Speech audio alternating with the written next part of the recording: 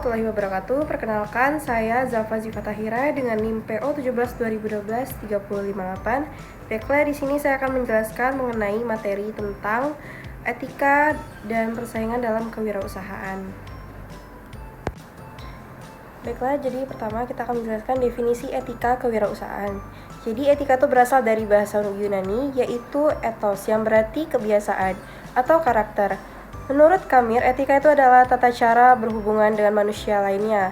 Tata cara pada masing-masing masyarakat tidaklah sama dan beragam bentuk.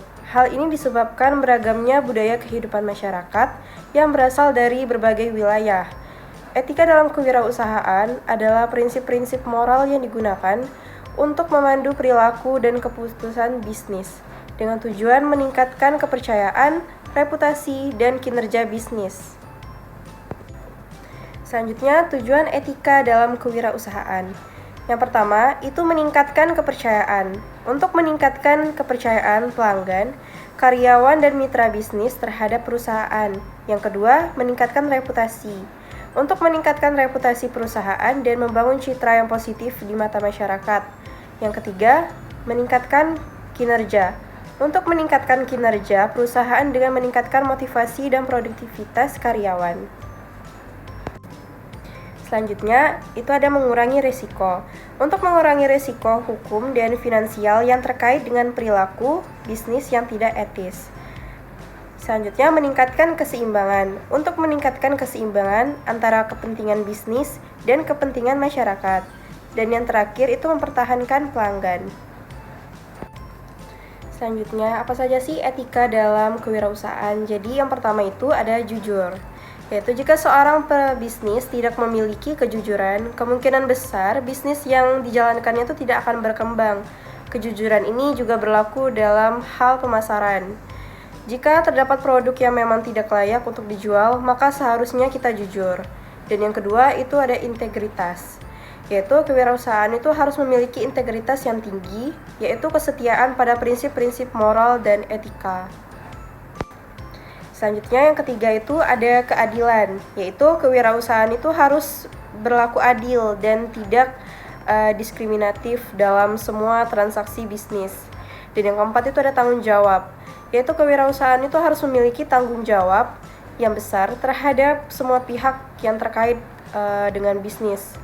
Selanjutnya yang kelima itu ada disiplin. Dalam menjalankan kegiatan bisnis, seperti waktu pembayaran dan pelaporan, sangat penting untuk menjaga kreativitas dan efisiensi operasional.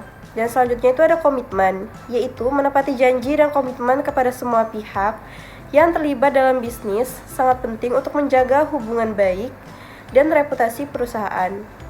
Selanjutnya itu ada kepatuhan terhadap hukum. Pengusaha itu harus selalu patuh dan menaati hukum yang berlaku, baik yang berkaitan dengan masyarakat maupun pemerintah. Pelanggaran terhadap hukum dan peraturan dapat berakibat fatal di kemudian hari. Selanjutnya materi kedua itu persaingan dalam kewirausahaan. Jadi persaingan dalam kewirausahaan itu adalah suatu kondisi di mana beberapa perusahaan atau wirausaha itu bersaing untuk memenangkan pasar dan meningkatkan penjualan. Persaingan ini dapat terjadi dalam berbagai bentuk, sebagai harga, kualitas produk, pelayanan, dan lain-lain. Baiklah, selanjutnya di sini terdapat persaingan dalam kewirausahaan itu dapat dibagi menjadi beberapa jenis, yaitu persaingan harga.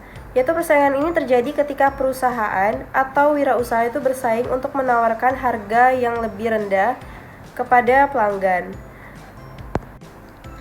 Baiklah, selanjutnya di sini ada persaingan kualitas, yaitu persaingan ini terjadi ketika perusahaan atau wirausaha itu bersaing untuk menawarkan produk atau jasa yang memiliki kualitas yang lebih baik.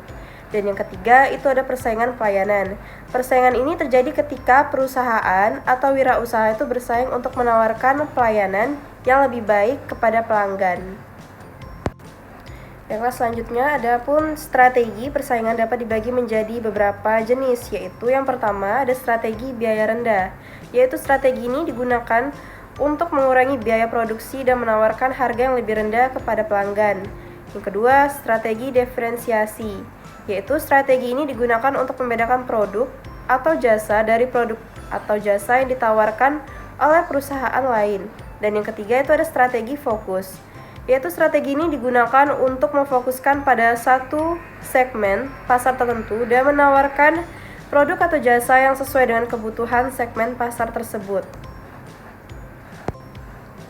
Baiklah, itu saja penjelasan dari saya. Wassalamualaikum warahmatullahi wabarakatuh.